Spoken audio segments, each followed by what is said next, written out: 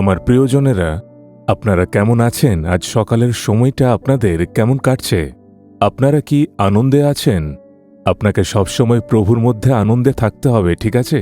আর সেই কারণে প্রভু প্রতিদিন আপনাদের সঙ্গে কথা বলছেন। এটাই কি যিশুর সঙ্গে চলার আশীর্বাদ নয়? আপনার কি বলা উচিত নয়, প্রভু আমার সঙ্গে আছেন তাই আমি আনন্দিত? কিন্তু কিভাবে আনন্দে থাকা যায়? একসময় খুব আনন্দে ছিলাম, কিন্তু এখন সবকিছু হারিয়ে ফেলেছি। একসময় আমরা খুব ধনী ছিলাম এবং প্রভুর আশীর্বাদে পূর্ণ ছিলাম, কিন্তু এখন সব হারিয়ে গেছে। একসময় আমার ভালো চাকরি ছিল, ভালো আয় ছিল, কিন্তু এখন সেটাও আমার নেই। একসময় আমার ব্যবসা খুব ভালো চলছিল, কিন্তু এখন ঋণের বোঝায় ডুবে গেছি।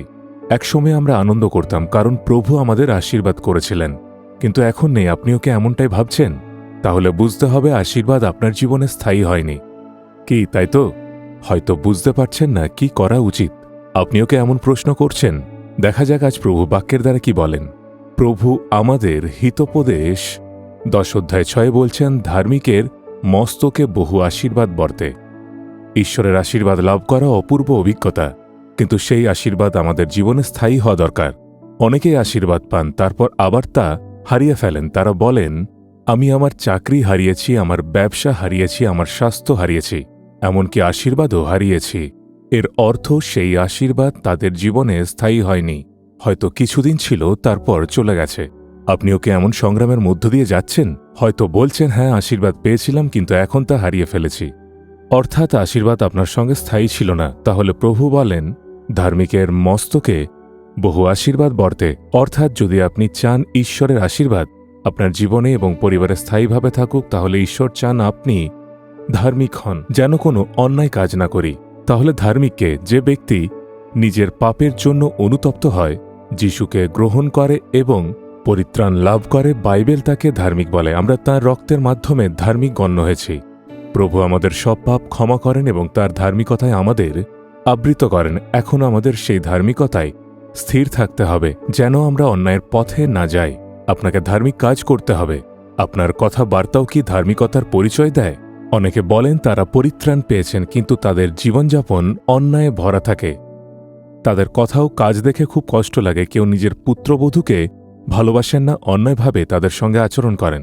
কেউ আবার তার শাশুড়িকে নিজের মায়ের মতো ভালোবাসেন না, বরং তাকে পরের মানুষ মনে করেন। তাদের মুখ থেকে যা বের হয় সবই অন্যায়পূর্ণ কথা। তারপরেও তারা বলেন, আমিই ঠিক। কিছু স্ত্রী আছেন যারা স্বামীর অবাধ্য হওয়াকে গর্বের বিষয় মনে করেন এবং স্বামীর সঙ্গে তর্ক করে কথা বলেন। আবার কিছু স্বামী আছেন যারা স্ত্রীকে মারধর করেন, অথবা তারা নিয়ন্ত্রণহীনভাবে বকাঝকা করেন। এই সবই হল অন্যায়। তবুও তারা গির্জায় যান, আবার বাইবেল পড়েন, প্রার্থনাও করেন। তাহলে বলুন, ঈশ্বরের আশীর্বাদ কিভাবে তাদের জীবনে সবসময় স্থায়ী থাকবে? শুধুমাত্র ধার্মিকতার ভান করলেই তা হবে না, শুধু বিশ্বাস করলেই হবে না। আপনার প্রতিটি পথ চলা, প্রতিটি কথা, প্রতিটি কাজ, সব কিছুতেই ধার্মিকতা থাকতে হবে। কর্মক্ষেত্রেও কখনো অন্যায় করবেন না, ঘুষ নেবেন না, অন্যায় আচরণ করবেন না, দায়িত্ব অবহেলা করে প্রতারণা করবেন না। এইসব অন্যায় কাজ ধীরে ধীরে আপনাকে ঈশ্বরের আশীর্বাদ থেকে দূরে সরিয়ে দেবে। এমনটা ভাববেন না, আমি তো আশীর্বাদ প্রাপ্ত, এখন আর কেউ আমার কিছু করতে পারবে না। এমন পরিস্থিতিও আসতে পারে যেখানে আপনাকে হয়তো ক্ষতির মুখোমুখি হতে হবে।